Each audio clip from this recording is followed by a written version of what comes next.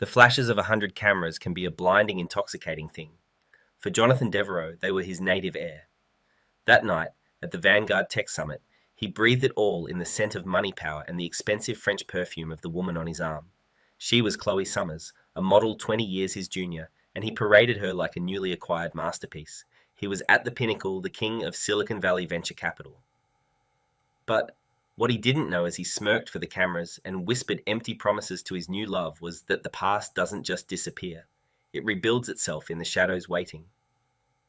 And that very night, his carefully constructed world wasn't just about to be shaken.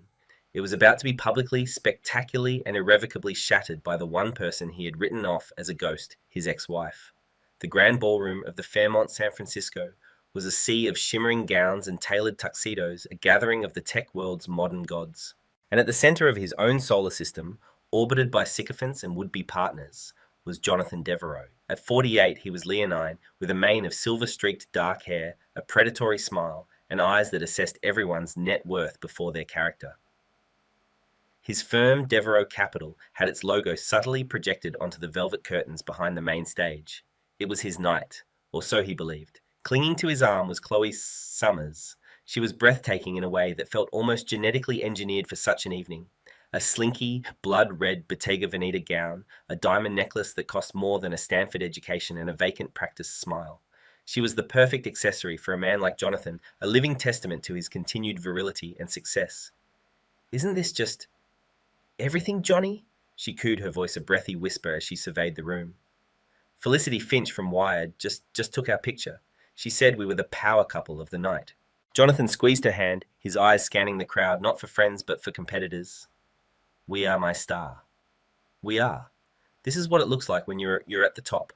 He pointed with his chin towards a rival, a man named Peterson, who looked visibly stressed. "See that? That's what second place looks like. Never forget it." The evening was a celebration of innovation, the annual Vanguard Tech Summit Awards. Devereaux Capital was a primary sponsor, and Jonathan was slated to present the award for Disruptive Startup of the Year.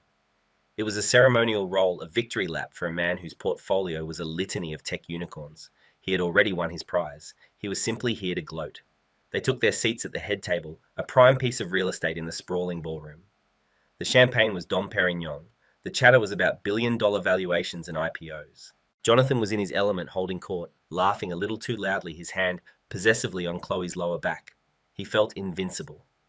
It was during a lull in the conversation, as the host took the stage to begin the formalities, that a name on the program caught his eye. It was on the shortlist for the night's most prestigious honor, the Global Innovator of the Year award. The award wasn't about money or market disruption, but about profound world-changing impact. The nominees were usually academics or heads of nonprofits. Nominee Viridian Dynamics, project lead Dr. Audrey Walsh. Jonathan froze. The champagne glass in his hand felt suddenly cold heavy. Audrey Walsh, a name he hadn't allowed himself to think, let alone speak, in over 3 years. His ex-wife. He scanned the program again, and a muscle in his jaw twitching. Viridian Dynamics. It sounded like a phantom. A joke. Chloe noticed the shift in his demeanor. "Johnny, is something wrong? You look like you've seen a ghost." He forced a laugh, a harsh, brittle sound. "A ghost? No, darling. Just a bad memory. A name from a past life." He dismissed it with a wave of his hand, but his eyes were now sweeping the cavernous room with a new frantic energy. He was looking for her. What could she possibly be doing here? This was his world. She had no place in it. He remembered Audrey as a creature of academia, of dusty libraries and complicated equations he never bothered to understand. When he left her, he told her in a moment of blistering cruelty that she was brilliant in a useless way. "You can understand the universe, Audrey," he had sneered, "but you'll never know how to own a piece of it." "That's my talent." He had left her with a comfortable, but in his world insulting settlement, and the quiet dignity she seemed to prize above all else. He assumed she had retreated back to some university, to a life of quiet irrelevance. "Viridian Dynamics," he muttered to himself, pulling out his phone under the table. He typed the name into the search bar, his thumb swiping impatiently. The results loaded. A green tech company, patented technology in carbon capture and water purification, a small but critically acclaimed firm that had been operating in stealth mode for 2 years. Their flagship project, Project Chimera, was a revolutionary bioreactor that converted industrial pollutants into inert, biodegradable matter. It was impressive. Annoyingly so. But it was small fry. A passion project. It couldn't possibly be a serious contender for the Global Innovator Award, not against giants like the Jensen Institute or the R&D wing of General Electric. He relaxed slightly, putting the phone away. She was here as a token nominee, a diversity pick perhaps. The committee loved to throw a bone to the academics to make the whole affair seem less nakedly commercial. There she is, the man to his left, another venture capitalist named Robert Keane murmured, nudging Jonathan. See table 14. That's Audrey Walsh. Hasn't aged a day. Jonathan's eyes followed Robert's gaze. And there she was. She wasn't hidden in the back. Table 14 was another prime spot filled with serious-looking people in conservative suits, not the flashy attire of the startup crowd. Audrey looked different. The mousy brown hair he remembered was now a sophisticated sharp auburn bob. The practical, ill-fitting clothes she used to favour were gone, replaced by a simple but exquisitely tailored midnight blue gown that spoke of quiet confidence, not a desperate need for attention. She wore no extravagant jewellery, only a simple watch and a look of serene focus. She was listening intently to an older gentleman beside her, a small, genuine smile on her face. She wasn't a ghost, she was a presence. A cold dread, unfamiliar and unwelcome, began to snake its way into Jonathan's gut. He saw her, and for the first time in years he didn't see the woman he had left behind. He saw a stranger, a composed and formidable one. He felt an irrational surge of anger. How dare she look so whole? How dare she exist so calmly in his space at his event? Chloe, sensing his attention, was elsewhere, followed his line of sight. Who's that woman? She asked, a hint of insecurity creeping into her voice. The one in the blue dress? Jonathan turned back to her, forcing his signature smirk back onto his face. He draped his arm around her, pulling her closer, a gesture of ownership. Nobody important, darling, he said, his voice laced with a dismissive poison he didn't bother to hide. That's just my ex-wife. To understand the chasm that separated Jonathan Devereux and Dr. Audrey Walsh that night, you have to go back 15 years to a cramped office at MIT. He wasn't a titan then. He was a fiercely ambitious MBA student with a hunger that bordered on predatory. She was a postdoc in applied physics and material science, a mind so brilliant it seemed to operate on a different frequency from everyone else. They met at a university mixer. He was drawn to her quiet intensity, a stark contrast to the performative clamour of the business school. She, in turn, was fascinated by his raw, untamed drive. He didn't just want to succeed, he wanted to conquer. He translated her complex world of quantum mechanics and molecular structures into a language he understood potential marketability profit. You see formulas, he'd told her one night, gesturing to a whiteboard filled with her elegant, terrifying equations. I see the future, and the future is for sale. They were a potent combination, her genius, his ambition. They fell in love, or at least their respective needs found a perfect match. They married a year after graduation. Audrey took a research position at a prestigious lab content to push the boundaries of knowledge. Jonathan, using a small inheritance and a loan he'd charmed out of an early investor, started Devereux Capital. For the first few years, it was a partnership. He would come home, his mind buzzing with the cutthroat politics of Silicon Valley, and she would be his sanctuary. She'd listen, and often, in her quiet, analytical way, she would cut through the noise and offer a perspective he hadn't considered. She saw the patterns he missed, the logical fallacies in a business plan, the technological dead ends in a revolutionary new app. She was his secret weapon. He called her his oracle. The betrayal wasn't a single act, but a slow erosion. It began with the genesis of his first major success, a company called Helios Data. It was built around a predictive algorithm for market analysis. The algorithm was revolutionary, capable of forecasting market shifts with uncanny accuracy. It made Jonathan Devereux a millionaire, then a decamillionaire. It was the foundation of his empire. What no one knew, what was never mentioned in the glowing profiles in Forbes or the Wall Street Journal, was that the core architecture of that algorithm came directly from Audrey's research. It wasn't about markets. Her work was on modeling particle decay in complex systems. But one evening, while she was excitedly explaining a breakthrough to him, he saw it. He saw the pattern. The way she was modeling unpredictable micro events could be applied to the equally unpredictable macro events of financial markets. He didn't steal it overnight. He asked questions. He feigned intellectual curiosity. He picked her brain for weeks, framing it as a layman trying to understand her genius. Explain it to me like I'm 5 awed, he'd say with a charming smile. She, delighted by his interest, gave him everything. She drew diagrams on napkins, explained the mathematical proofs, helped him translate the abstract concepts into a logical framework. He took that framework to a team of coders, passed it off as his own eureka moment, and built Helios Data. When the company took off, he celebrated with her. "We did it, honey," he'd said, popping a bottle of Cristal. But the "we" was a lie. Her name was on none of the patents. She received no equity. Her only reward was the vicarious thrill of his success and a bigger house in Atherton she never felt comfortable in. At first, she didn't question it. She loved him and she was proud of him. But as his wealth and ego swelled, a distance grew between them. He stopped calling her his oracle. He started calling her his wife. He began to dismiss her work. "Still playing with your science experiments, honey," he'd ask, with paternalistic amusement. The more successful he became, the more he needed to believe he had done it all himself. Her quiet, continued brilliance was a silent rebuke to the myth he was building. She was a loose end, a living record of his intellectual debt, and he began to resent her for it. The final shattering blow came during an argument a few years before the divorce. She had just been offered a tenured professorship at Caltech, a huge honor. She was ecstatic. When she told him, he barely looked up from his iPad. "That's nice, Odd," he'd said, his tone flat. "A bit small time, isn't it? I'm closing a 9-figure deal with SoftBank, and you're excited about a university salary." The cruelty of it stunned her into silence. "It's not about the money, Jonathan. It's the pinnacle of my field. It's recognition for my life's work."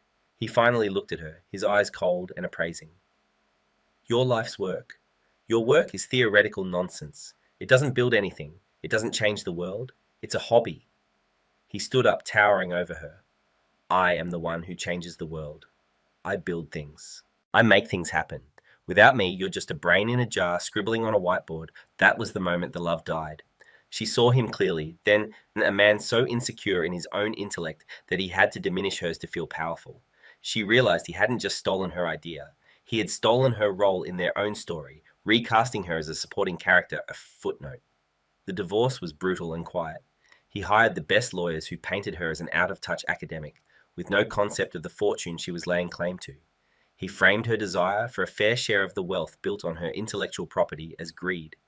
To silence her, he offered the generous settlement contingent on a strict non-disclosure agreement about the origins of the Helios algorithm. She was tired of fighting. She signed it not for the money, but for her freedom. On the day she moved out, he delivered his final parting shot. He stood in the marble-floored entryway of the mansion she had never wanted. "You'll see Audrey," he said, not with anger, but with a chilling certainty. "You'll be back at some university forgotten in a year. You're nothing without my name. You're nothing without me." She didn't reply. She simply picked up her box of research papers, the one thing she truly cared about, and walked out the door, the sound of it closing behind her like the final seal on a tomb. For 3 years he'd been right. She had vanished, and he had forgotten her. Until now. Jonathan couldn't tear his eyes away from table 14. Every calm smile Audrey shared with her colleagues felt like a personal affront. He was used to being the center of gravity in any room, and her complete unbothered independence was a force that warped his reality. He needed to reassert his dominance. "Excuse me for a moment, darling," he said to Chloe, placing a kiss on her cheek. "I see an old acquaintance I need to say hello to." Chloe watched him go, a flicker of something, not quite jealousy, but a territorial anxiety in her eyes. She had seen the way he looked at the woman in blue. It wasn't the dismissive glance he gave to service staff or rivals. It was charged toxic and alive. As Jonathan approached table 14, a hush seemed to fall over its occupants. They recognized him, of course. They had all seen his face on magazine covers. Audrey looked up, her conversation trailing off. Her expression didn't change. There was no shock, no fear, no lingering pain. There was only a calm, neutral recognition, the kind one might give to a familiar but distant landmark. Audrey Jonathan said, his voice a smooth, dangerous purr. "I almost didn't recognize you." "It's been a while." "Jonathan," she replied, her tone even. She didn't stand up. "I'm surprised to see you here. I didn't think this was your sort of event. Not enough talk of monetization." A few of her colleagues stifled small coughs. The jab was subtle, but it landed. Jonathan's smile tightened. "I'm presenting an award. Devereaux Capital is a platinum sponsor. We believe in supporting true innovation." He let the words hang in the air, the implication being that her work did not qualify. Viridian Dynamics. "That's you, I hear. Cute name. What is it you're doing? Some little green project to save the polar bears?" Audrey met his condescending gaze without flinching. "Something like that. We turn industrial toxins into clean water and biodegradable phosphate. It's a small endeavor. We're only aiming to solve the global water crisis." The sheer audacious scale of her statement, delivered with such matter-of-fact serenity, threw him off balance. Before he could formulate a suitably belittling response, she gestured to the man beside her, a distinguished-looking gentleman with kind eyes and a sharp suit. Jonathan, I don't believe you've met my lead engineer and partner, Dr. Ben Carter. Ben, this is Jonathan Devereaux. Ben Carter stood and offered a firm, steady handshake. Jonathan took it, his grip a little too tight, a classic power play. Carter didn't flinch. Mr. Devereaux, an honor. I've followed your work at Devereaux Capital. Very aggressive. The word hung in the air, perfectly ambiguous. Aggressive could be a compliment in his world. From Carter, it sounded like a diagnosis. Jonathan's eyes darted back to Audrey. He needed to get under her skin to see a crack in that infuriating composure. He decided to deploy his most obvious weapon. He signaled across the room, and Chloe, taking her cue, rose gracefully and glided over to them. She wrapped her arm around Jonathan's, pressing herself against him. Everything okay, Johnny? She asked, her eyes flicking over Audrey with a quick, dismissive appraisal. Everything is perfect, my star, Jonathan said, his voice booming slightly, ensuring the nearby tables could hear. I was just catching up with my ex-wife. Audrey, this is Chloe Summers. Chloe, this is Audrey. Chloe gave Audrey a dazzling, insincere smile. Oh, so you're Audrey. It's a pleasure to finally meet you. Jonathan has told me, well, he's mentioned you. The implication was clear. You were a barely remembered footnote. Audrey's gaze moved to Chloe. For the first time, her expression softened, but not with hurt. It was something closer to pity. She looked at this young, beautiful woman draped in diamonds and desperation and saw a reflection of a trap she had narrowly escaped. She smiled a genuine, warm smile directly at Chloe, completely ignoring Jonathan. It's lovely to meet you, Chloe. That's a stunning dress. The color is wonderful on you. The unexpected kindness was more disarming than any insult. Chloe faltered, her practiced smile flickering. Oh, thank you. It's Bottega. It's perfect, Audrey said, her voice gentle. Then her eyes shifted back to Jonathan, and the warmth instantly vanished, replaced by an Arctic chill. Enjoy your evening, Jonathan. I have work to discuss. She turned her back on him pointedly and resumed her conversation with Ben Carter. The dismissal was absolute. It was as if a steel door had slammed shut in his face. He was left standing there with his beautiful, suddenly awkward-looking trophy on his arm rendered completely irrelevant. He seethed. The audacity. He, Jonathan Devereaux, dismissed at his own event. He spun on his heel, dragging Chloe back towards their table. What a miserable woman, Chloe muttered, trying to soothe his ego. So bitter. It's not bitterness, Jonathan snarled, his voice low and venomous as he sat down. It's arrogance. She's deluded. She actually thinks her little science project is important. He picked up his champagne, draining the glass in one gulp. She's about to get a rude awakening. A dose of reality. Just you watch. When they announced the winner of that award, I want to see her face. He was looking forward to it now. He was going to relish her defeat. It wouldn't just be a loss for her company. It would be a personal public humiliation. It would be the final definitive proof of what he had told her all those years ago, that without him, she was nothing. The lights in the ballroom began to dim, and the host, a famous tech journalist, returned to the podium. And now, ladies and gentlemen, for our final and most prestigious award of the evening. The award that recognizes not just profit or market share, but a lasting contribution to humanity, the 2025 Global Innovator of the Year Award. A drum roll began, soft and insistent. Jonathan leaned back in his chair, a cruel, anticipatory smirk spreading across his face. He folded his arms, ready for the show. He glanced over at table 14. Audrey was looking at the stage, her expression unreadable, her hands folded calmly in her lap. He caught her eye across the crowded room. He gave her a small, mocking smile, a final twist of the knife. She didn't react. She simply held his gaze, her calm, clear eyes giving nothing away. And in that moment, for the first time that night, the cold dread in his stomach returned colder and sharper than before. It felt terrifyingly like the calm before the storm. The host on stage let the drum roll build, milking the moment for all it's worth. The names of the 5 nominees flashed on the giant screens flanking the stage, each accompanied by a short dramatic video package. First, the Jensen Institute for their work in AI-driven cancer diagnostics. The video showed doctors and grateful patients. The applause was warm and respectful. Jonathan clapped along, a patronizing look on his face. Worthy but not revolutionary. Next, General Electric's Advanced Research Division for a breakthrough in fusion energy. Industrial, powerful corporate. The applause was louder, fueled by investors in the room. Jonathan nodded. A contender. Solid. Then came 2 other impressive but expected nominees from a European biotech firm and a Japanese robotics lab. More polite applause. Jonathan's smirk grew wider. It was all playing out as he expected. A battle between giants. And then the screen filled with the clean green logo of Viridian Dynamics. The video began not with a sleek lab or corporate headquarters, but with a stark, arresting image of a polluted river in Southeast Asia, its water a murky chemical brown. The frame then cut to a child drinking from a bottle of murky water. The mood in the ballroom shifted instantly. The talk of valuations and IPOs seemed suddenly obscene. Audrey's voice, calm and clear, narrated the video. Every year, over 3 million people die from water-related diseases.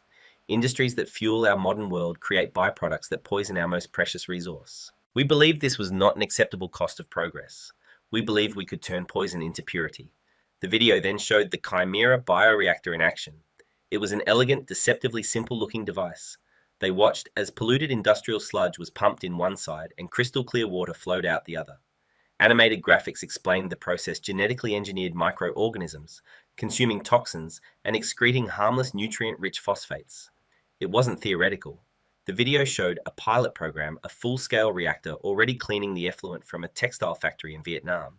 It showed local villagers collecting the clean water, their faces filled with a kind of awe that no new smartphone could ever elicit. The final shot was of Audrey, not in a gown, but in a simple work shirt and cargo pants, standing beside the reactor, her face lit with a quiet, fierce pride. When the video ended, the ballroom was silent for a beat. The silence was profound. It wasn't the polite quiet of a corporate presentation. It was the stillness of a room full of people genuinely moved. Then the applause started. It wasn't the polite, measured clapping from before. It was a roar. It was thunderous, spontaneous, and overwhelming. Jonathan sat frozen in his chair, his hands locked together on the table. The smirk was gone, replaced by a slack-jawed disbelief. This wasn't a cute little project. This was real. This was monumental. He felt a wave of nausea, the images of the polluted river, the child, the clean water. It made his own life's work feel suddenly trivial, like a grimy parlor trick.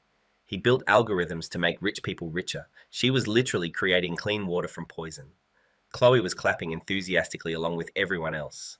Wow, Johnny, that was amazing. I didn't know your ex-wife did that. She turned to him, her eyes shining with genuine admiration for the project. In that moment, she forgot to be his trophy. She was just a person impressed.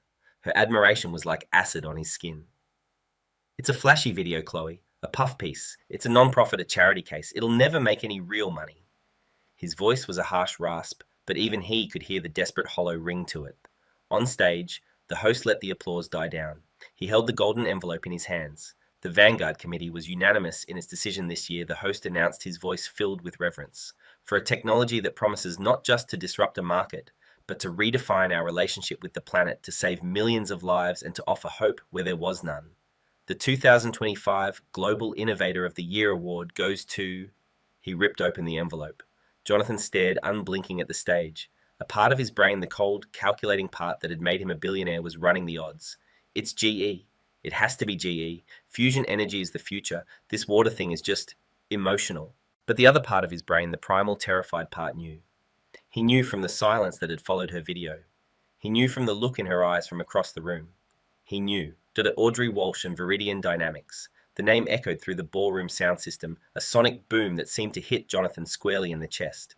The roar of the crowd was deafening, a standing ovation.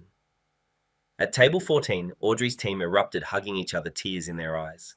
Ben Carter threw his arms around Audrey, lifting her off her feet in a jubilant embrace. At Jonathan's table, the silence was absolute. It was a vacuum, a black hole of humiliation. All around them, people were on their feet cheering, turning to smile and nod appreciatively towards Audrey's table. But table 1 was a frozen tableau of shock. Robert Keane, the VC who had sat next to him, was staring at Jonathan with a strange mix of pity and morbid fascination. Chloe's hands, which had been raised to clap, slowly lowered. She looked from the celebrating table 14 to the giant screen showing Audrey's stunned, radiant face, and then back to Jonathan. His face was a mask of utter devastation. The color had drained from it, leaving a pasty, greyish pallor. His jaw was clenched so tight the muscles stood out like cables. His eyes, fixed on the stage, where his ex-wife was now ascending the steps, were filled with a black, bottomless fury. The invincible, untouchable Jonathan Devereux had been rendered small. He was a footnote at his own party. The cameras, the ones he had so eagerly courted all night, were now a source of torment. The roving cameraman for the live feed, sensing the drama, panned for a reaction shot, and he got it. For a few horrifying seconds, the massive screen to the left of the stage showed not the winner, but Jonathan Devereux. His face, contorted in a silent scream of disbelief and rage, was broadcast to the entire room, to the entire world, watching the live stream. A gasp went through the crowd. They saw it. Everyone saw it. They saw the king stripped bare in his own throne room. He had wanted to see her face when she lost. Instead, the whole world was seeing his. Audrey stood on the stage, the heavy, gold-plated trophy in her hands. It felt solid real. For a moment she was speechless, the roar of the crowd washing over her. She looked out at the sea of faces, a blur of light and shadow. Then her eyes found table 1. She saw Jonathan. She saw the rage on his face magnified on the giant screen beside her. She saw Chloe, looking lost and confused, and she felt nothing. No triumph, no satisfaction, no desire for revenge, only a profound sense of release. She stepped up to the microphone and a hush fell over the ballroom. "Thank you," she began, her voice steady and clear, carrying to every corner of the room. "Thank you to the Vanguard Committee, to my incredible team at Viridian Dynamics, my partners, my family. This award belongs to you as much as it does to me." She paused, taking a breath. She could have stopped there. A simple, gracious speech, but she had more to say, not for him, but for herself, and for anyone who had ever been told they were not enough. Innovation. True innovation is rarely born in a boardroom. She continued, her gaze sweeping the room, deliberately avoiding Jonathan. It's not born from a desire for market share or a higher stock price. It's born from an obsession with a problem that won't let you sleep. For us, that problem was the simple, brutal fact that the water that gives us life is being poisoned, and the most vulnerable are paying the price. This Project Chimera was not considered a good investment. It was called a hobby, a science experiment. It was dismissed as theoretical nonsense with no practical application in the real world. A collective intake of breath could be heard around the room. The quotes were too specific, too raw. Everyone who knew their story and many who were just now connecting the dots understood. Felicity Finch, the Wired journalist, was typing furiously into her phone, her eyes wide. This was no longer an acceptance speech. It was a reckoning. Jonathan felt every word like a physical blow. Those were his words. His condescending, dismissive, cruel words now being broadcast to the entire tech industry. He felt the eyes of everyone at his table on him, the weight of their judgment. He wanted to disintegrate. Audrey went on, her voice gaining strength and passion. But what I've learned is that the people who tell you your ideas are worthless are often the ones with the most to fear from them. They are the ones invested in the status quo. They are the ones who benefit from the world staying exactly as it is. She looked down at the trophy in her hands, then back up at the audience. So I want to dedicate this award to the dreamers, the academics, the researchers, the ones in the lab late at night who are told their work is too small, too theoretical, too idealistic. And I especially want to thank those who underestimated me. She finally allowed her eyes to lock with Jonathan's across the room. There was no hatred in her gaze, only a calm, unbreakable finality. "Your doubt," she said, her voice ringing with clarity, "was the greatest motivation I could have ever asked for. You told me I was nothing without your name. You were right. I am nothing without your name, because I finally have my own." She raised the trophy slightly. "My name is Dr. Audrey Walsh." "Thank you." The ballroom erupted. The standing ovation was immediate, explosive, and emotional. It was a validation not just of her work, but of her journey. It was a roar of approval for the quiet genius who had outplayed the loud-mouthed king. The rest of the night was a blur for Jonathan. The host quickly wrapped up the ceremony, but the damage was done. His carefully curated image was shattered. As soon as the lights came up, his table became an island. People who had been clamoring to speak with him an hour ago now averted their gazes, walking past with hurried nods. They were all flocking to one person, Audrey Walsh. She was surrounded, engulfed by a crowd of admirers, top investors, legendary tech figures, all wanting a piece of her. They weren't just congratulating her. They were trying to get in on the ground floor of what was now officially the most important technology in the world. Chloe sat beside him silent. The diamonds around her neck seemed to have lost their sparkle. She was looking at Audrey, who was laughing with a group that included the founders of Google and the CEO of Microsoft. Chloe then looked down at Jonathan, who was staring into his empty champagne glass as if it held the secrets to his own ruin. The spell was broken. She wasn't on the arm of a king anymore. She was sitting next to a bitter, defeated man who had just been publicly humiliated by his ex-wife. The power, the invincibility, the intoxicating aura of success, it had all evaporated, transferred across the room to the woman in the midnight blue dress. "Johnny, Chloe," said, her voice small, uncertain. "Maybe we should go." He didn't answer. He just sat there amidst the ruins of his perfect night, listening to the sound of another woman's name being spoken with reverence and awe, while his own became a punchline. He had come to flaunt his new trophy, not realizing the woman he discarded was about to win the only one that mattered. The fallout was just beginning. The whispers had started. The story of his cruelty was spreading through the ballroom like wildfire. His phone buzzed with a text from his PR manager. "We have a problem." He looked up at the stage where the Devereaux Capital logo was still projected on the curtain, a monument to his own hubris. It had never looked so small. The official ceremony was over, but the night was not. The after-party held in the Fairmont's rooftop penthouse was where the real business was done. For Jonathan, it was supposed to be a coronation. Instead, it was a walk of shame. He and Chloe entered the penthouse, and the vibrant chatter immediately dipped. Heads turned. People whispered behind their hands. He was no longer a predator. He was prey, a wounded animal being circled by the pack. He grabbed a glass of whiskey from a passing waiter and retreated to a dark corner, Chloe trailing uncertainly behind him. "I need a minute," he growled, turning his back on the room. Chloe watched him, her mind racing. Her entire world was built on attaching herself to power. She had hitched her wagon to what she thought was a rocket, and it was now plummeting back to Earth. She saw Felicity Finch holding court with a group of other journalists, all of them looking over at Jonathan and laughing. Chloe's own social standing was evaporating in real time. "What was that, Jonathan?" she finally asked, her voice losing its breathy affectation, replaced by a hard, calculating edge. "What she said. About you calling her work a hobby. Is that true?"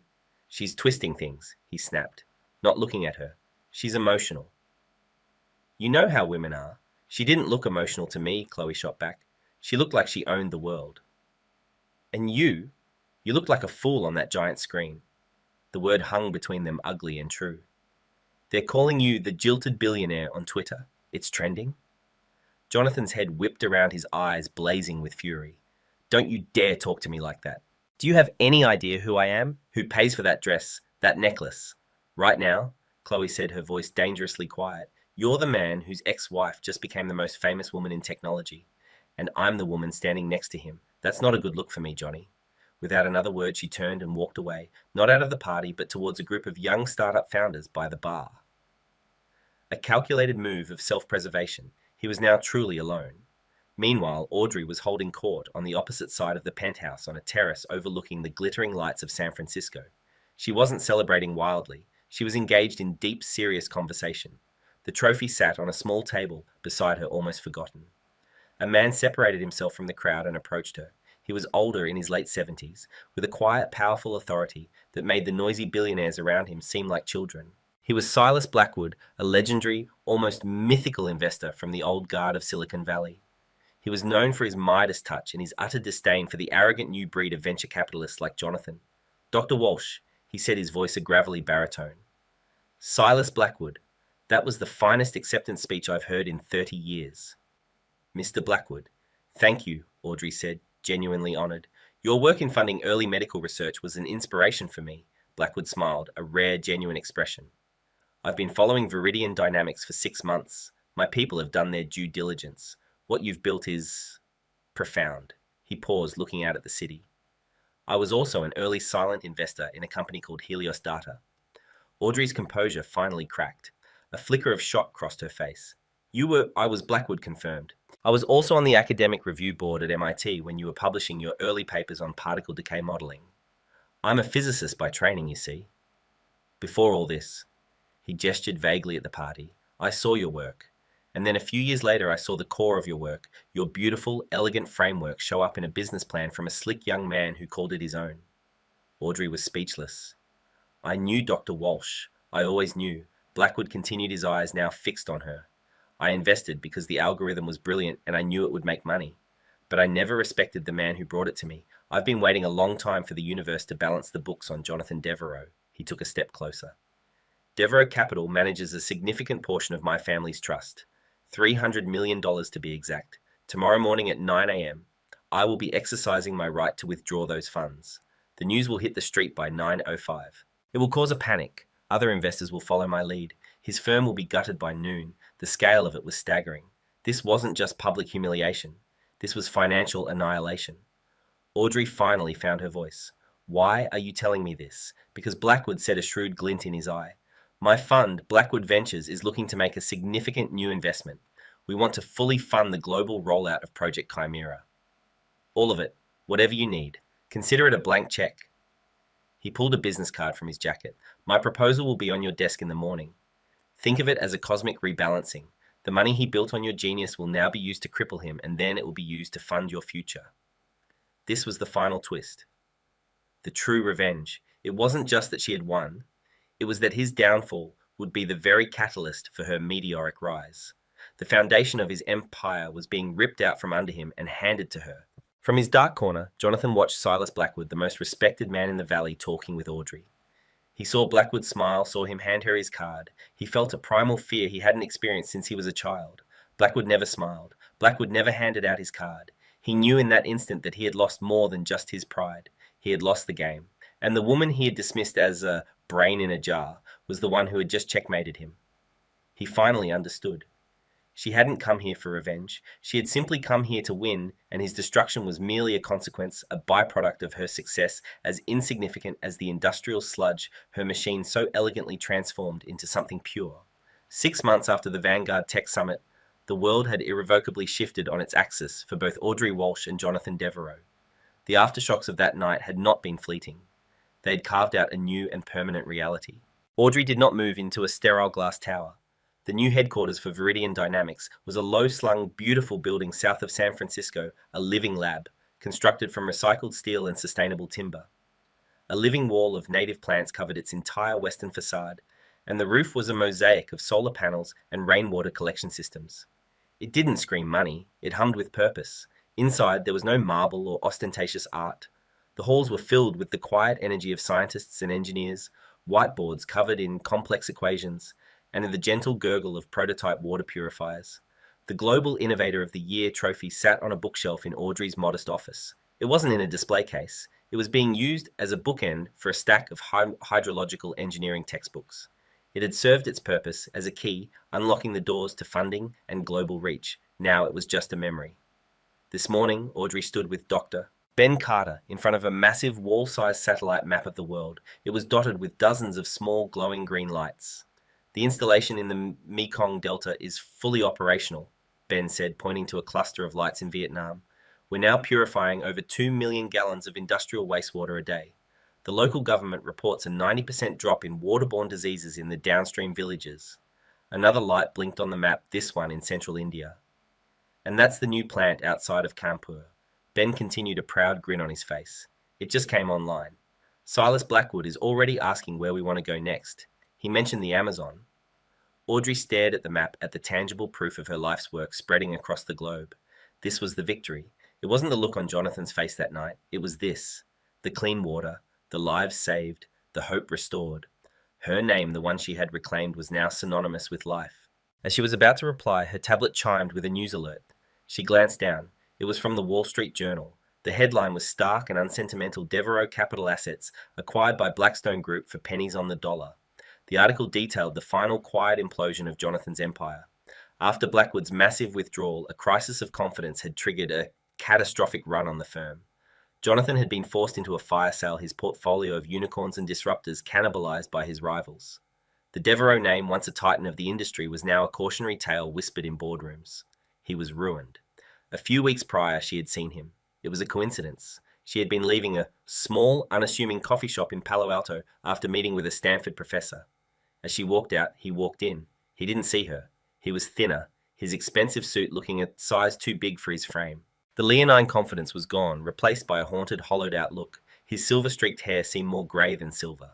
He was just a man waiting in line for a coffee, his eyes fixed on the floor. No one in the shop recognized him. He was anonymous, a ghost haunting his former kingdom. She felt a brief, fleeting pang, not of pity, but of a strange, distant sorrow for the brilliant, ambitious man he had once been before his hunger had consumed him.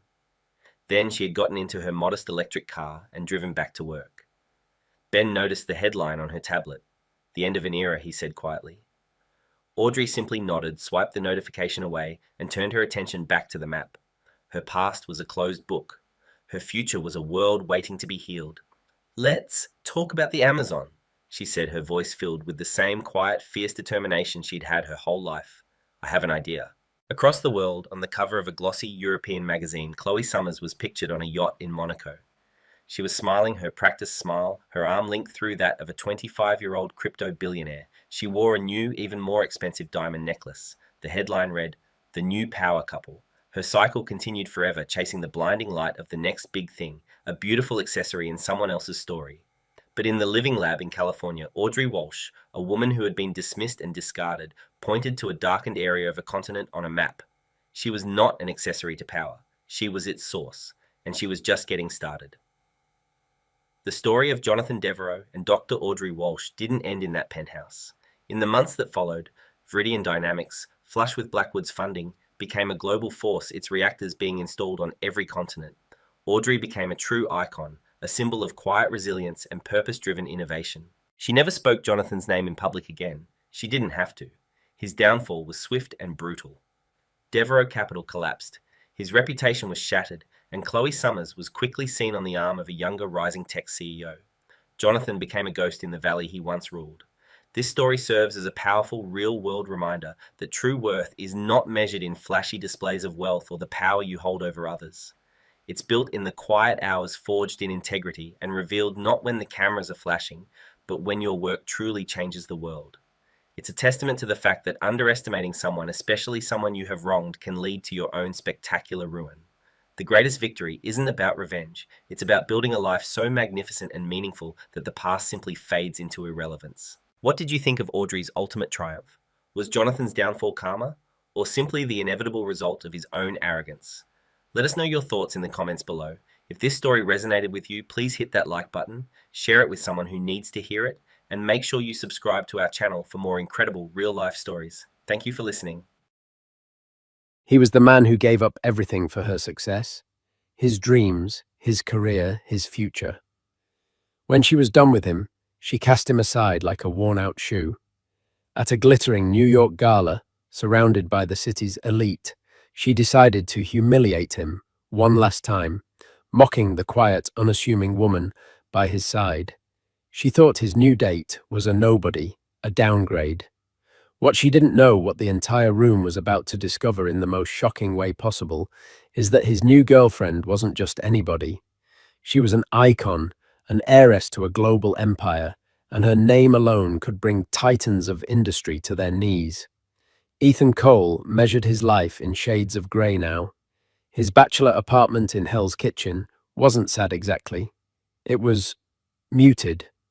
The walls were a soft architectural grey, the furniture a collection of clean lines in charcoal and slate. It was a space of control, of quiet intention, a stark contrast to the life he'd lived for 12 years with Brenda Walsh. Their life together had been a vibrant, chaotic explosion of colour, mostly dictated by her. When they met, he was the rising star at Skidmore, Owings and Merrill, one of the most prestigious architectural firms in the world. He had a vision, a touch that could turn steel and glass into poetry. Brenda was a junior broker with a ferocious ambition that burned brighter than any skyscraper on the Manhattan skyline. He'd been captivated by her fire. She called his ambition artistic. She called hers necessary. The first sacrifice was small, a partnership track opportunity in the London office. "But my career is just taking off here, Ethan," she'd said, her hand on his chest, her eyes wide with earnest appeal. "I need you. We need you here." So he stayed.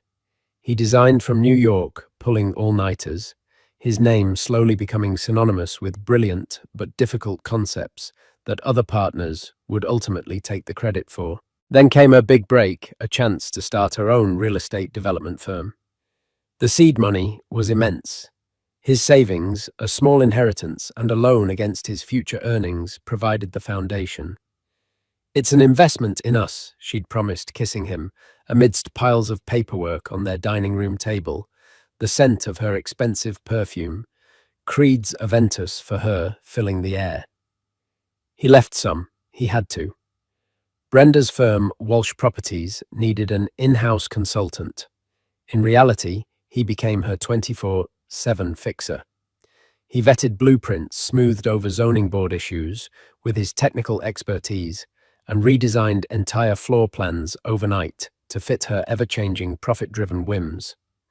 He was the ghost in her machine, the silent architect behind her success. Walsh Properties boomed. They moved from a cozy West Village apartment to a sprawling penthouse on Park Avenue with panoramic views that made the city look like a carpet of diamonds. The colors grew louder.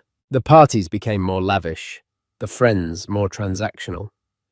Brenda traded her business suits for custom Chanel and her genuine laugh for a polished resonant sound deployed for networking. Ethan found himself fading further into the background, the man holding her coat, the quiet husband of the brilliant Brenda Walsh. The end came not with a bang, but with a quiet clinical assessment over a $500 bottle of Chateau Margaux she'd ordered. Ethan, we're on different paths now, she'd said, not unkindly, but with the detached air of a CEO analyzing a non-performing asset. My world, it requires a different kind of partner, someone who can keep up. The implication was clear. He, the man who had built the engine of her success, was now considered dead weight. The divorce was swift and brutal. Her lawyers, sharks from a top-tier firm, argued that his contributions were those of a supportive spouse, not a business partner. He was left with a settlement that felt more like severance pay, a fraction of the fortune he had helped build. He was forced to sign an ironclad NDA, preventing him from ever claiming credit for his work on her flagship projects. He was in essence erased from his own history, so now he lived in grey. He'd started his own small firm, Cole Design, from a corner of his apartment. His work was picking up small residential projects and consultations, but it was a quiet, solitary pursuit. The fire that had once driven him was now just a pilot light, flickering uncertainly. It was on a rainy Tuesday, seeking refuge in the Gagosian Gallery in Chelsea, that he met her. He was staring at an Anselm Kiefer painting, lost in its texture and raw historical weight, when a soft voice beside him said, "It feels like looking at a scar, doesn't it? A beautiful, terrible scar." He turned. She was wearing a simple beige trench coat, her honey blonde hair pulled back in a messy bun, with a few strands escaping, to frame a face that was arrestingly beautiful. But in a way he couldn't quite place. It wasn't the sharp sculpted beauty of the models in Brenda's magazines. It was softer, more soulful. Her eyes, a warm hazel, held a startling depth. She wore no discernible makeup. "That's the perfect way to describe it," Ethan said, genuinely surprised. "I was thinking the same thing." They fell into easy conversation. Her name was Fina, she said. Just Fina. She spoke about art with an unpretentious passion that he found intoxicating. She asked him what he did, and when he said he was an architect, her eyes lit up. "You build things. You make tangible art that people can live in. That's incredible." No one had called his work incredible in a long time. Brenda had called it a means to an end. They talked for 2 hours, wandering through the gallery, until the staff began politely hinting it was time to close.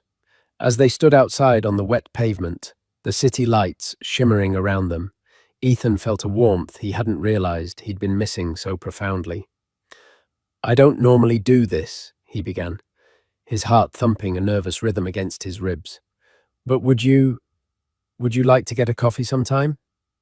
She smiled, a genuine, radiant smile that seemed to push back the gloom. "I'd like that very much, Ethan." She typed her number into his phone under the name Fina. Their first date was at a small, no-name Italian place in his neighborhood. She arrived in jeans, a simple white t-shirt, and the same trench coat. She seemed fascinated by his stories of architectural challenges, of balancing physics and aesthetics. She spoke of her own life in vague but intriguing terms. She traveled a lot for work and dealt with difficult personalities. He assumed she was perhaps a corporate art buyer or a consultant for a luxury brand. He never pressed. He was too busy enjoying the simple act of being seen, of being heard. He didn't Google her name. Fina was unique, but it felt private, a name just for him. He respected that. For the first time in over a decade, he was getting to know someone without a balance sheet attached. He wasn't Brenda Walsh's husband. He was just Ethan, and she was just Fina. It was a fragile, beautiful thing, and he was terrified of breaking it. After a month of quiet dinners, Long walks through Central Park, and visits to obscure museums, Fina brought up the event. "There's this charity gala," she said, swirling the wine in her glass at his apartment. "The Children's Legacy Fund. It's a work thing. I have to go make an appearance. It's usually dreadfully boring. It would be infinitely less so if you were there with me." Ethan's stomach tightened. Ayla. The very word brought back a flood of memories, standing awkwardly in a tuxedo, while Brenda networked fetching her champagne, smiling vacantly at people who looked straight through him. It was Brenda's world. "I don't know, Fina. That's not really my scene," he said, the excuse sounding weak even to himself. "Please," she asked, her hazel eyes soft and pleading, "just for an hour or two. We can sneak out early and get pizza. My treat." The thought of sharing a slice of pizza with her, after escaping a black tie event, was so incongruous so them that he couldn't help but smile. How could he say no? "Okay." He relented. "For you, but if anyone tries to talk to me about the commodities market, I'm faking a seizure." She laughed, a sound that filled his grey apartment with colour. "It's a deal." He had no idea that he was agreeing to walk back into the very heart of the world he had escaped. He had no idea that Brenda would be there, and he had no idea that Fina, his quiet, unassuming Fina, was about to detonate a bomb in the middle of his old life, a bomb wrapped in Dior haute couture. The muted grey of his world was about to be shattered into a million brilliant, blinding pieces. Preparing for the gala felt like putting on an old, ill-fitting costume. Ethan rented a tuxedo from a place on Madison Avenue, the process feeling clinical and foreign. The last time he'd worn one, it had been a custom Tom Ford, a gift from Brenda for their 10th anniversary. A gift he later realized that was more about her image than his comfort. He remembered how she'd adjusted his bow tie. Her touch, not affectionate but proprietary, as if straightening a painting on a wall. "Perfect," she'd said, looking at their reflection in the mirror. "We look like $1 billion." He remembered feeling like a well-dressed accessory. This time was different. As he adjusted the standard issue bow tie in his own mirror, he felt a nervous flutter. But it was for Fina. He wanted to look good for her. She'd told him she would meet him at the venue, the iconic Cipriani on 42nd Street, a grand, cavernous hall that had once been a bank. "It's easier with traffic and work logistics," she'd explained vaguely over the phone. When Ethan arrived, the scene was exactly as he remembered and dreaded. A river of black cars flowed to the curb, depositing men in sharp tuxedos and women in glittering gowns. The air crackled with the sound of camera flashes from the press line, the murmur of powerful people greeting each other, and the clinking of champagne flutes. It was a pageant of wealth and influence. He took a deep breath, handed his invitation to the stern-looking woman at the door, and stepped inside. He scanned the cavernous room, a sea of black and diamonds under the impossibly high, ornate ceilings. He felt a familiar wave of alienation wash over him. Then he saw her. She was standing near one of the marble pillars, talking to an older gentleman, and she took his breath away. The simple, unassuming woman he knew was gone. In her place stood a goddess. She wore a gown of deep sapphire silk that seemed to drink the light. It was an architectural marvel in itself, minimalist yet impossibly elegant, with a single dramatic sweep of fabric falling from one shoulder. Her honey-blonde hair was styled in a chic, intricate updo, and delicate diamond earrings glittered at her ears. She was still recognizably his Fina, but she was also more. She radiated a poise and a quiet confidence that was nothing short of regal. He suddenly felt foolish for ever thinking she was just a corporate art buyer. As if sensing his presence, she turned. Her face broke into that warm, genuine smile that was just for him, and the goddess became Fina again. She gracefully excused herself from the man she was talking to and walked toward him. "Hey you," she said softly, her eyes drinking him in. "You look very handsome. A regular James Bond." "And you," Ethan stammered. "You look—" "I don't have the words," Stunning feels inadequate. She blushed, a faint pink rising on her cheeks.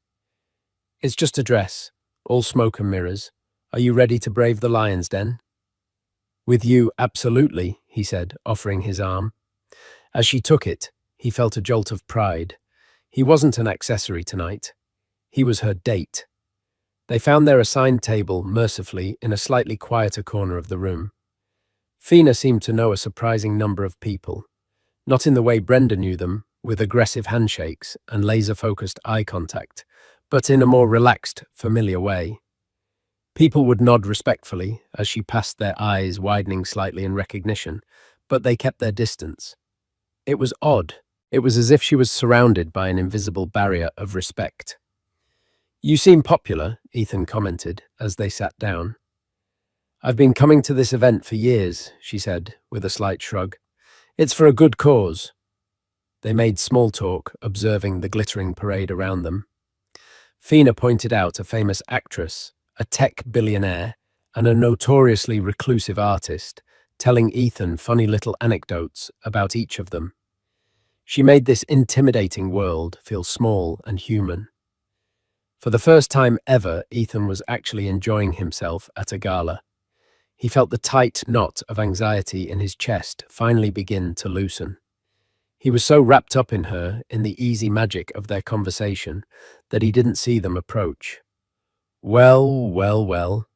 Ethan Cole, I never thought I'd see you at an event like this again. The voice was like ice water down his spine. It was a voice engineered for public speaking and private condescension, a voice he had tried for 2 years to forget. He looked up. Brenda Walsh stood before them, a vision in crimson red sequins, a dress that screamed for attention. Beside her, preening in a velvet tuxedo jacket, was her new partner, Grant Harrison, a hedge fund manager, known for his ruthless takeovers and his collection of gaudy Swiss watches.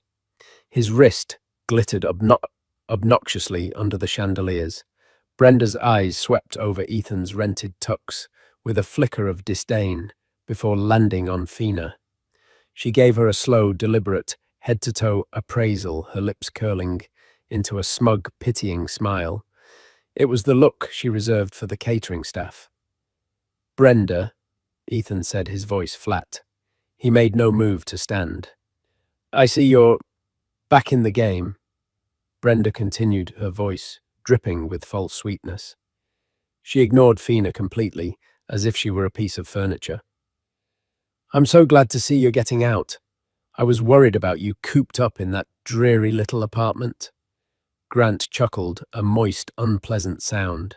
You gotta hand it to him, Bren. He's resourceful. Ethan felt a hot surge of anger. He could take her insults, he was used to them. But the way she was dismissing Fina, the woman who had brought light back into his life, was intolerable. Fina remained perfectly still, her expression unreadable. She simply watched Brenda, her hazel eyes calm and observant, which seemed to infuriate Brenda even more.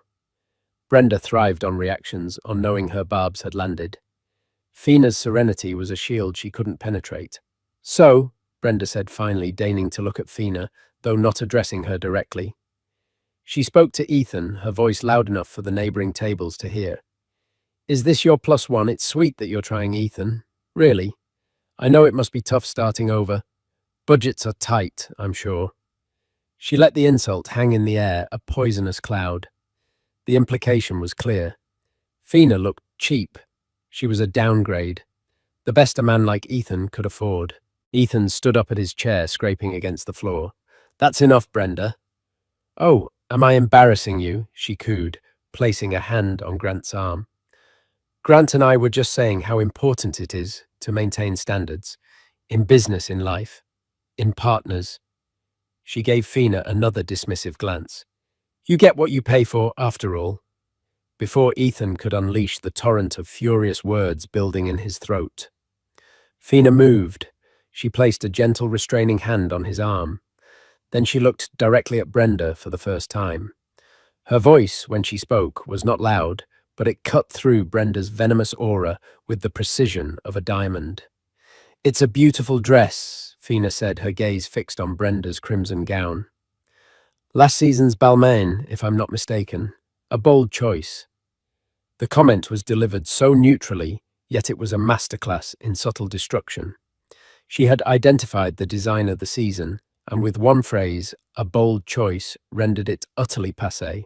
It was the kind of coded insult the women in this room used to destroy each other, and Fina had just wielded it with surgical skill.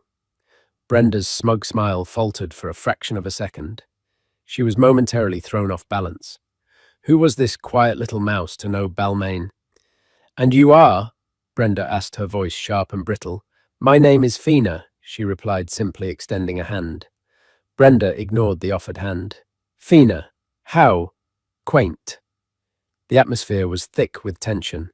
Ethan could feel the eyes of the people at the tables nearby. This was exactly what Brenda wanted, a public spectacle to cement her status and his humiliation. But something was wrong. Fina wasn't wilting. She wasn't intimidated. She was holding Brenda's gaze with an unnerving, tranquil power. The hunter had become the hunted, and she didn't even know it yet. The stage was set. The audience was watching, and the curtain was about to rise on a drama Brenda Walsh could never have anticipated. The standoff was a miniature vortex of social warfare in the grand ballroom of Cipriani. Brenda, accustomed to being the gravitational center of any room she entered, was visibly irritated by Fina's refusal to be diminished.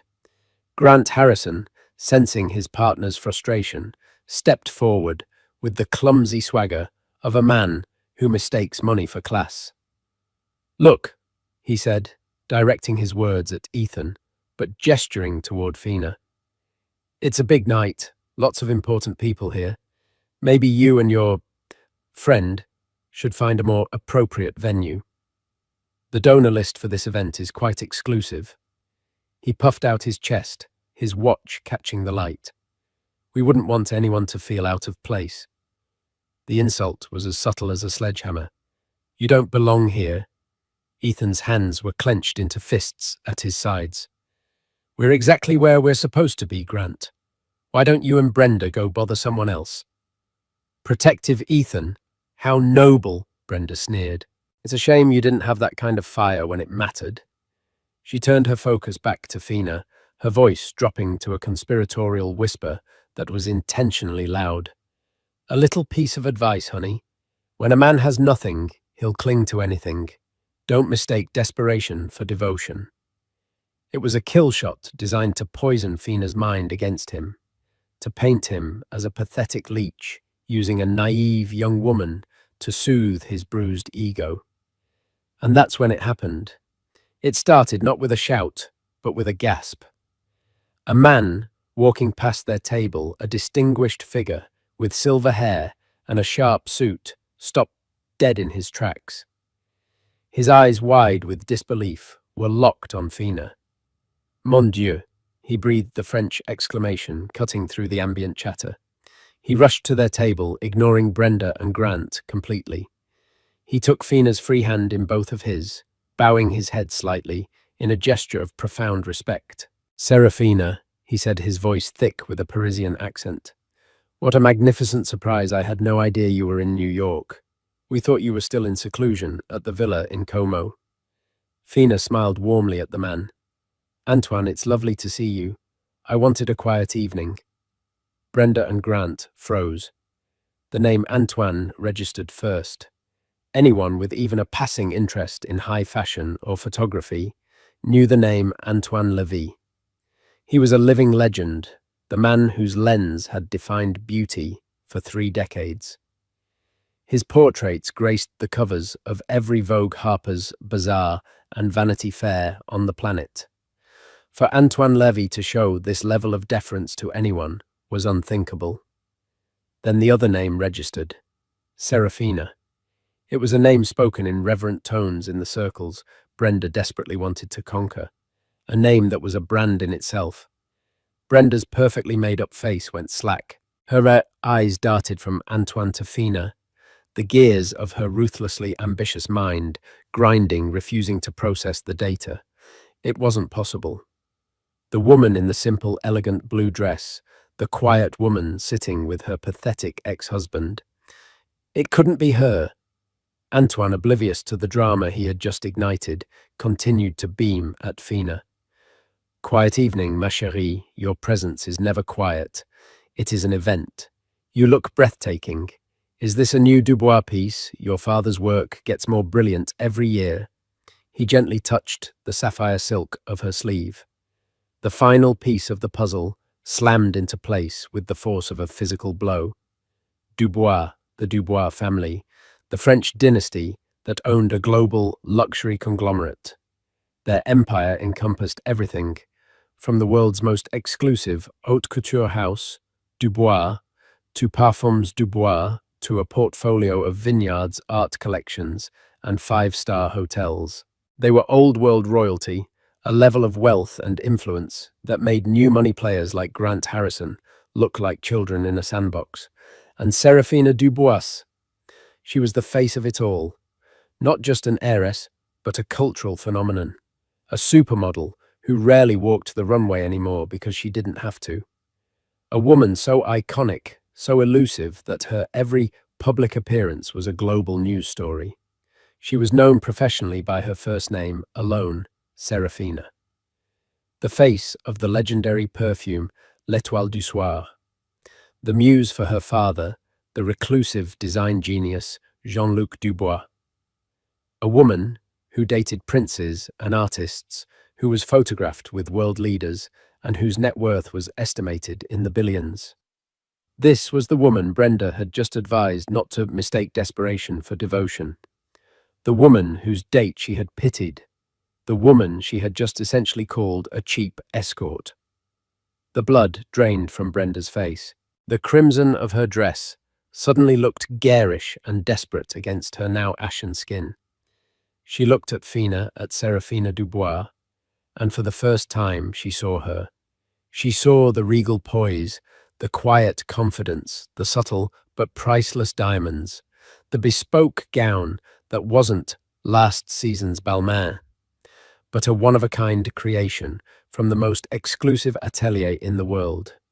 She had been so blinded by her own arrogance, so eager to humiliate Ethan, that she had been functionally blind. Word was spreading like wildfire. People who had heard Antoine's exclamation were whispering, pointing. Phones previously tucked away were being subtly raised over shoulders to snap photos. The low hum of the room was changing its frequency, reorienting itself around their table. A bubble of silence and awe was expanding outwards. The famous actress Fina had pointed out earlier was staring, her jaw slightly agape. The tech billionaire was murmuring to his wife. Grant Harrison looked like he'd been tasered. His face was a comical mask of shock horror and frantic calculation. He was a man who lived and died by status, and he had just mortally insulted one of the most powerful figures in that universe. He looked at Brenda with pure, unadulterated panic. Brenda, to her credit, tried to recover. It was a valiant but pathetic effort. She forced a brittle, horrifying smile. Seraphina Dubois. My goodness, what an honor. I'm Brenda Walsh of Walsh Properties. We are such admirers of your family's work. Her voice was an octave too high. The change from sneering condescension to fawning sycophancy was so abrupt it was sickening. Seraphina's gaze was cool. She didn't retract her hand, which Brenda now desperately wanted to shake, nor did she acknowledge the introduction. She simply looked at Brenda, held her gaze for a long, silent moment, and then turned her full attention back to Ethan. She squeezed his arm gently, her eyes full of a soft, apologetic light. I'm so sorry, Ethan, she murmured, for his ears only. I really did hope for a quiet evening. That small, intimate gesture was the final, devastating blow. In that single moment, Seraphina Dubois, the global icon, had dismissed Brenda and Grant as if they were nothing more than a temporary annoyance, a piece of lint to be brushed aside. She had publicly and unequivocally aligned herself with Ethan. The message to Brenda and to the entire watching room was crystal clear. This is my man. You are nothing. Brenda stood frozen, her hand still hovering in the empty space between them. The flash of a photographer's camera from across the room illuminated her face, capturing a perfect high-definition image of utter and complete humiliation. The Queen of Park Avenue had just been dethroned in the middle of her own court, not by a rival, but by the quiet girlfriend of the man she had thrown away. The rest of the evening was a blur for Ethan. The moment Serafina's identity was revealed, their corner table became the epicenter of the New York social world. The gala's host, a formidable society matriarch named Beatrice Vanderbilt, descended upon them. Her initial annoyance at the commotion melting into effusive warmth the moment she saw Serafina. "Serafina, my dear girl, you honor us. Why didn't you tell me you were coming?" She boomed, air-kissing her with practiced ease. Her eyes flickered to Ethan, no longer with indifference, but with intense, speculative curiosity. Ethan felt like an exhibit at the zoo. People no longer looked through him. They stared at him, their expressions a mixture of awe, envy, and confusion. Who was this man? How had he a relative? Nobody captured the attention of Serafina Dubois. He saw men who had previously ignored him, now nodding in his direction, their wives whispering behind their hands. Brenda and Grant had vanished. They had simply dissolved into the crowd, retreating in a state of shock. Ethan caught a glimpse of Brenda's crimson dress near the exit, her posture rigid with fury and shame. The image was deeply satisfyingly cathartic. Serafina, with a grace that Ethan found astounding, navigated the sudden onslaught. She was polite but firm. "Beatrice, it's lovely to see you, and this is my partner, Ethan Cole," she said, her voice clear and proud. She put a subtle emphasis on the word partner, leaving no room for misinterpretation. She introduced him to Antoine Levy, to a senator to the CEO of a major investment bank. To each of them, she presented him not as an accessory, but as her equal. After 20 minutes of this suffocating attention, she leaned in close to his ear, her breath warm against his skin. "Remember our deal," she whispered. "I'm officially bored of this. Let's go get that pizza." And with a final polite nod to their host, she took his hand and led him not toward the main entrance, but through a side door near the kitchens. A sleek black Audi A8 with tinted windows was waiting the driver immediately stepping out to open the door. The level of discreet efficiency was staggering. Inside the plush leather interior of the car, as it pulled silently into the New York traffic, Serafina let out a long sigh and kicked off her diamond-encrusted heels. She turned to him, her face etched with concern. "I'm so sorry, Ethan," she said, her voice laced with genuine regret. "That was the last thing I wanted to happen. I wanted you to meet my world on my terms, not like that. Not with her." Ethan looked at her. The goddess from the gala was gone again, replaced by the warm, caring Fina he'd come to know. "You have nothing to be sorry for," he said, taking her hand. "But, Serafina Dubois, the face of l'Étoile du Soir, I think I have a bottle of your perfume in my bathroom that Brenda left behind." She winced. "Let's throw that one out. I'll get you something better." A small smile played on her lips. "I wanted to tell you, I loved being just Fina. With you, I felt like I wasn't a brand or a name. I was just a person. It was the most real thing I've felt in years." "You're still just Fina to me," he said, and he meant it. "The rest is just noise." He paused. "Though watching Brenda's face when she realized who you were, I admit that was a pretty spectacular bonus." Serafina laughed a full, genuine laugh that echoed in the car. Her face was quite a picture. I almost felt sorry for her. "Don't," Ethan said, a hint of the old bitterness creeping in. "She wouldn't feel sorry for you." They got their pizza from a hole-in-the-wall place in the village, and Serafina, still in her couture gown, ate a slice folded in half on the curb, while Ethan, in his rented tux, laughed beside her. A lone paparazzo, who had somehow tracked them, snapped a photo from across the street. The next day, that photo would go viral, the heiress and the architect Serafina Dubois' downtown date night. It was a far more powerful statement than any red carpet appearance.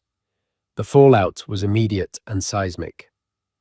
By 9 a.m. the next morning, Ethan's phone and email were exploding. Old colleagues from some who hadn't spoken to him in years were reaching out to reconnect. Headhunters from top architectural firms were suddenly interested in his boutique design philosophy. His small firm, Cole Design, was featured in a page 6 sidebar titled, "Who is Serafina's Mystery Man?" But the most shocking communication came from Brenda. It was a long, rambling text message sent at 3 a.m. "Ethan, I can't stop thinking about last night. Seeing you there so happy, it made me realize so much. I was a fool. I was so caught up in building the business, in the stress and the pressure, that I lost sight of what was important. I lost sight of you. Grant he's a distraction, a product of that world I thought I wanted. It's not real. What we had was real. I miss you. I miss us. I know I hurt you, but I'm willing to do anything to make it right. Please, can we just talk?" Ethan read the message twice, a bitter taste in his mouth. It was a masterwork of manipulation. Not once did she mention Serafina by name. She framed her sudden regret as an epiphany about him, not as a desperate, panicked reaction to his new partner's staggering status. She wasn't sorry for leaving him. She was sorry she'd left him before he'd traded up so spectacularly. It was the most Brenda thing she had ever done. He deleted the message without replying. The consequences for Brenda, however, were just beginning. The story of the confrontation at the gala, embellished and whispered through the city's elite circles, had cast her in a terrible light. She wasn't just an ambitious developer anymore. She was the cruel ex-wife who had tried to humiliate her unassuming former husband, only to be spectacularly shut down by a global icon. In a world built on image and perception, she had committed social suicide. Worse, the sudden spotlight on Ethan was bringing his past contributions to Walsh Properties into question. An influential architectural critic, intrigued by the story, wrote a blog post wondering why Ethan Cole, a man Serafina Dubois was championing, had such a thin portfolio for the last decade. He drew speculative but damning comparisons between Cole's early design style and the signature aesthetics of Walsh Properties' most successful buildings. The NDA prevented Ethan from speaking, but he didn't have to. The world was connecting the dots on its own. Whispers started among Brenda's investors. Was she really the visionary she claimed to be? Or was she just a ruthless marketer who had exploited her husband's talent and then cast him aside? The foundation of her carefully constructed empire, built on her singular image as a self-made titan, was beginning to crack.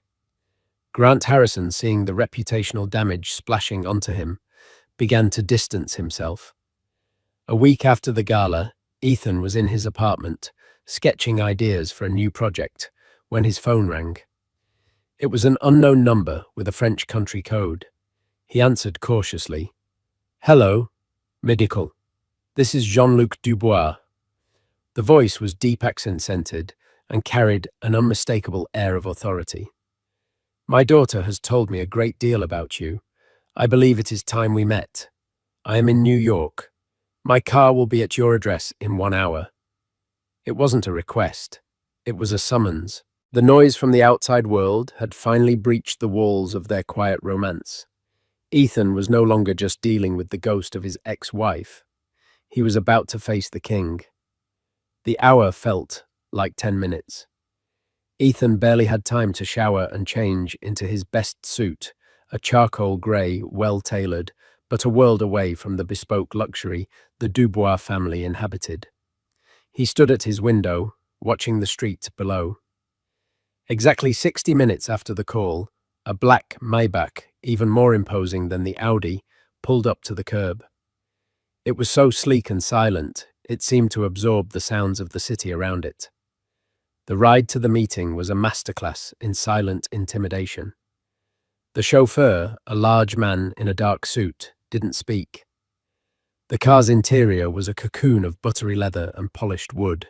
They bypassed the gleaming commercial towers of Midtown and headed for the quiet, old-money elegance of the Upper East Side, stopping in front of a magnificent limestone townhouse just off Fifth Avenue.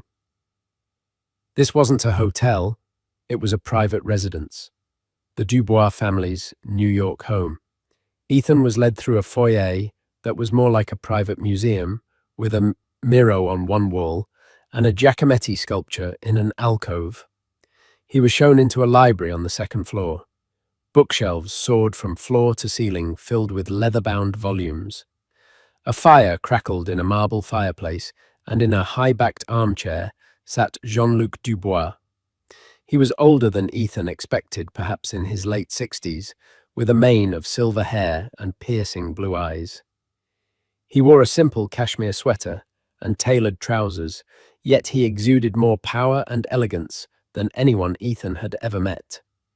He didn't rise, he simply gestured to the chair opposite him. "Mr. Cole, thank you for coming," he said, his voice the same deep baritone from the phone. His English was perfect, laced with only a faint aristocratic French accent. "Mr. Dubois, the pleasure is mine," Ethan replied, trying to keep his voice steady. Jean-Luc observed him for a long moment, his gaze sharp and analytical. It was the look of a man who could assess the value of a company, a gemstone, or a person in a single glance. "My daughter is very important to me," he began, his voice devoid of warmth. "She is the face of our house, the heart of our legacy, but she is also a young woman who has lived her life in a cage, albeit a gilded one.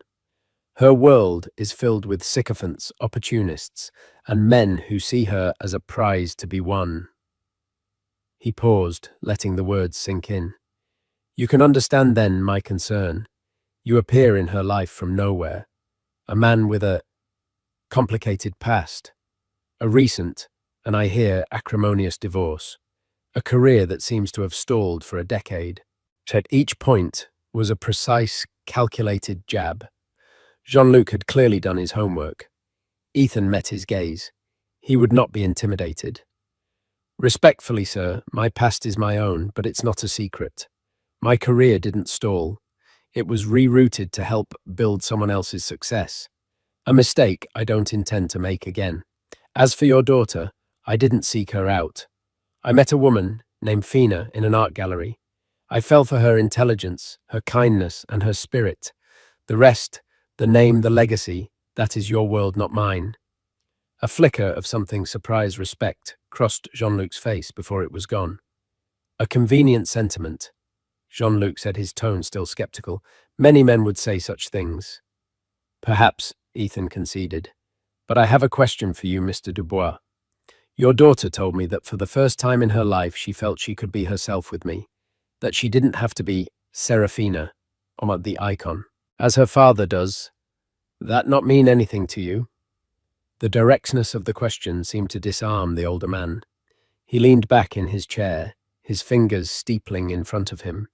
He was silent for a full minute. "My daughter, she has a gift for seeing the truth in things," Jean-Luc said, his voice softening almost imperceptibly. "In art, in people. It is why she is not only the face of our house, but its soul. She tells me you are an architect of some talent." "I like to think so," Ethan said. "Our family's philanthropic arm, the Dubois Foundation, is planning its next major project." Jean-Luc continued, shifting the topic. "A new museum for contemporary art and design in Brooklyn, a landmark project.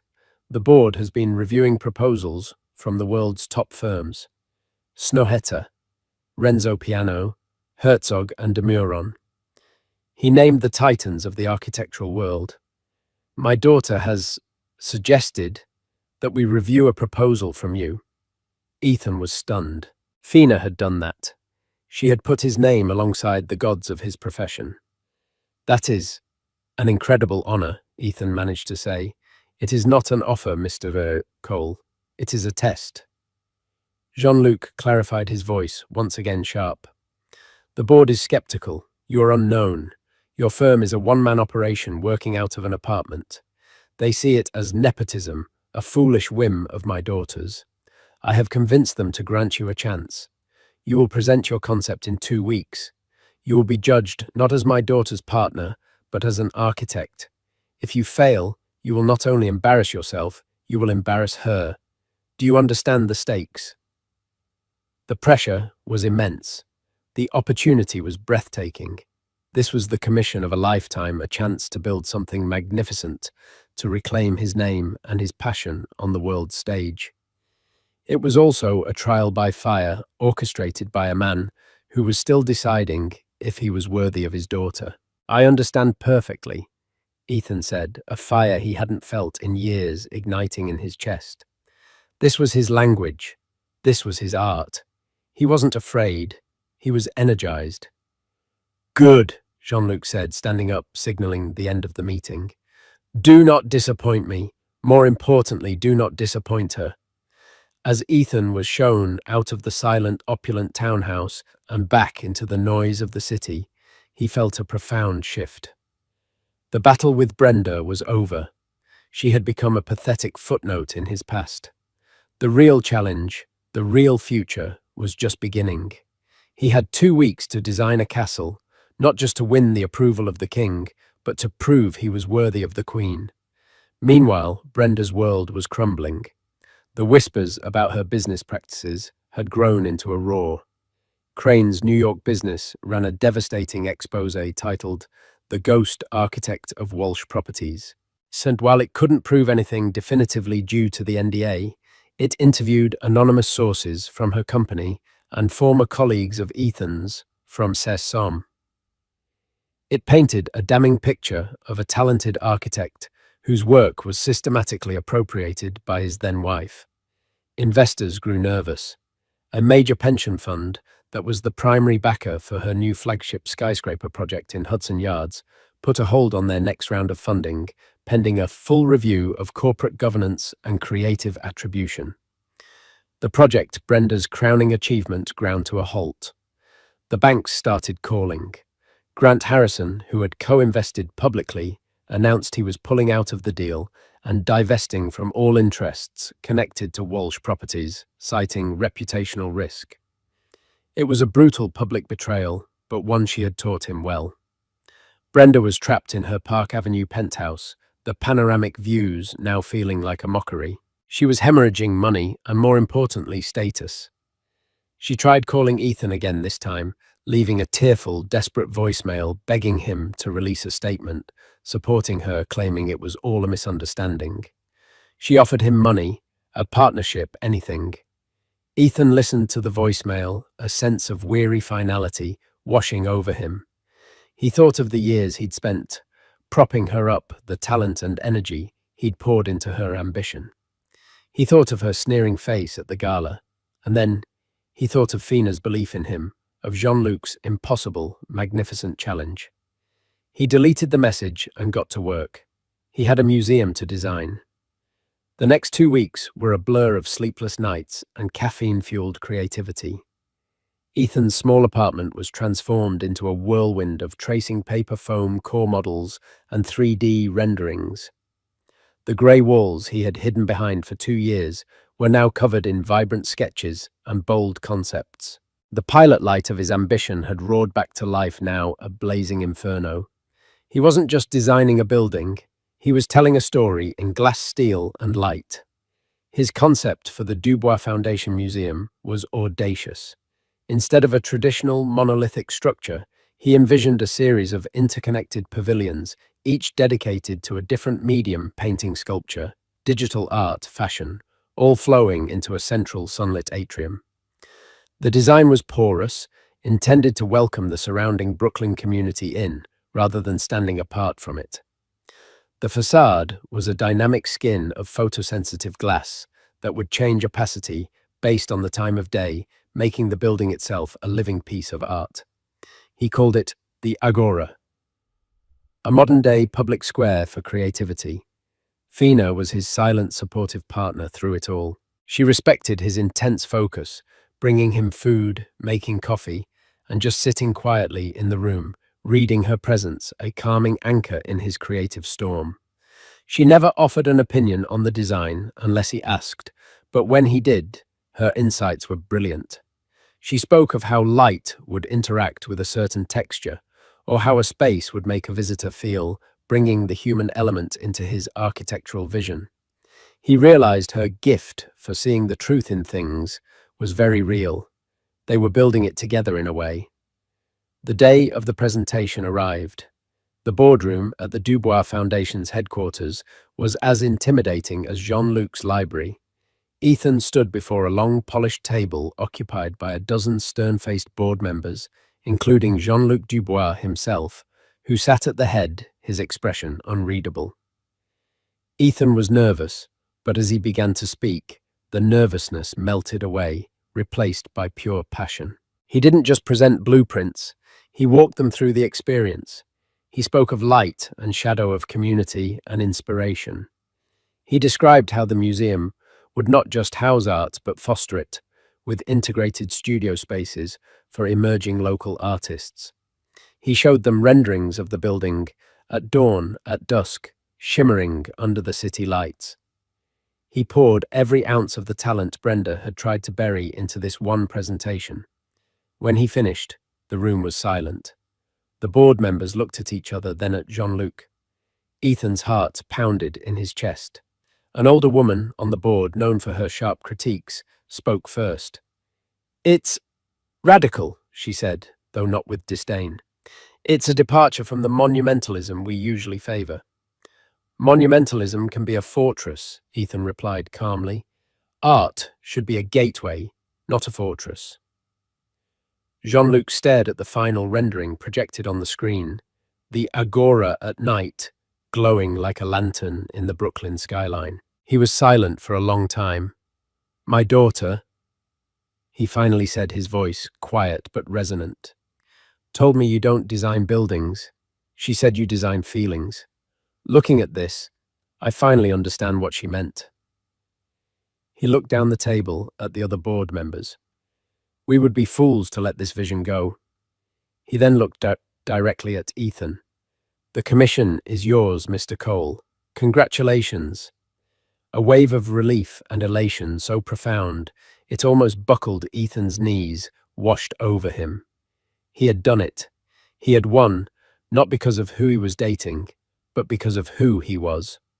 The news of Cole Design winning the Dubois Foundation Commission sent shockwaves through the architecture and real estate worlds. It was the ultimate vindication. Architectural Digest ran a cover story on him, hailing him as the visionary in the wings, finally giving him the credit that was so long overdue. The final nail in Brenda Walsh's professional coffin came a week later. With her Hudson Yards project in ruins and her reputation shredded, Walsh Properties defaulted on a major loan. The bank seized her primary assets, including the Park Avenue penthouse. The empire Ethan had silently built was dismantled in a matter of months. The last Ethan heard, she had sold what was left of her company for pennies on the dollar and moved to a smaller condo in Florida, a pariah in the city she had fought so hard to conquer. There was no triumph in hearing the news, only a quiet sense of closure, like closing a book Kol Tsushuk he had finished long ago. 6 months later, Ethan stood with Fina on the construction site in Brooklyn. The foundation for the Agora was being poured, a tangible beginning for his dream. He was no longer in the grey apartment in Hell's Kitchen. He and Fina had found a beautiful loft in Soho, a space filled with light art and laughter.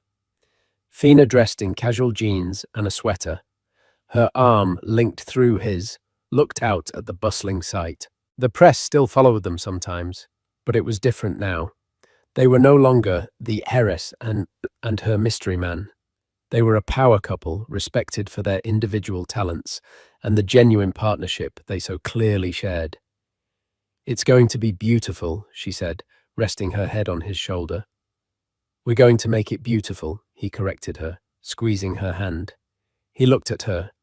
His Faina, the woman, who had seen him when he was invisible, who had believed in him when he'd stopped believing in himself. She wasn't a status symbol or a prize. She was his partner, his home. He had lost a kingdom of glass and steel built on ambition and lies, only to gain an empire of his own, built on a foundation of truth, respect, and love. The past was a scar, just like the painting in the gallery where they'd met.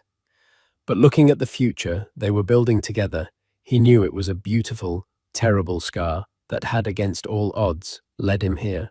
And so Ethan Cole, the man who was once a ghost in his own life, stepped into the light, not as someone's shadow, but as a creator in his own right.